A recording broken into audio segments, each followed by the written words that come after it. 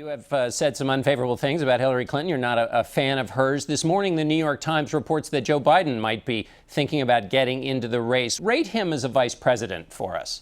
Well, I think he's been very loyal to the president. That's one thing I will say. I think he's been a very loyal person, and that's, a very important trait. I don't think he's going to be that effective as a campaigner. There's a lot of anger in the country. There's a lot of anger with respect to President Obama, and that would include Joe Biden, because nothing's been done. I mean, we've got a country that's in turmoil. We owe 17 trillion, 18 trillion, and that's going up to, very soon we're going to crack that $20 trillion mark, John, and that's going to be catastrophic for this country. So, and it's going to happen soon. A lot of bad things happening in this country, and we don't have victories anymore. So I think it's not going to be easy for him. I also think, though, it's going to be very hard for Hillary to escape the illegality of the email scandal, because if you look at General Petraeus, his life was destroyed for doing something that was nothing compared to what she's done. So you don't think Biden could beat Hillary?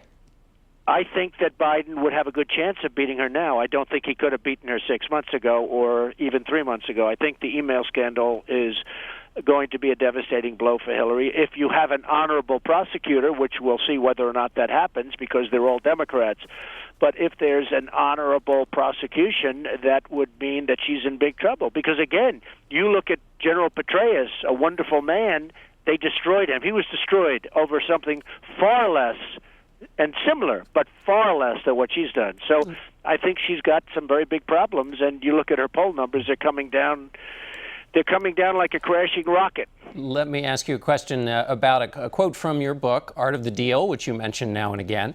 You said, or you wrote, "The final key to the way I promote is bravado. I play to people's fantasies. That's why a little hyperbole never hurts." Does that describe your presidential campaign, too? I don't know exactly what does describe. I mean, I'm getting very good poll numbers. A number just came out at 28, and one at 24, and one at 20, and I'm getting very high. And if you think when you get 24 and 28%, and you have 16 other candidates, because one just joined, as you know, you have 16 other candidates, and you're at 24 or 28. That's a tremendous number. People say, "Oh, that's just a small piece." Well, it's really not a small piece, because as candidates start to leave, those numbers are going to be built up pretty high. And, the poll numbers are very good. People are tired of being ripped off by the world.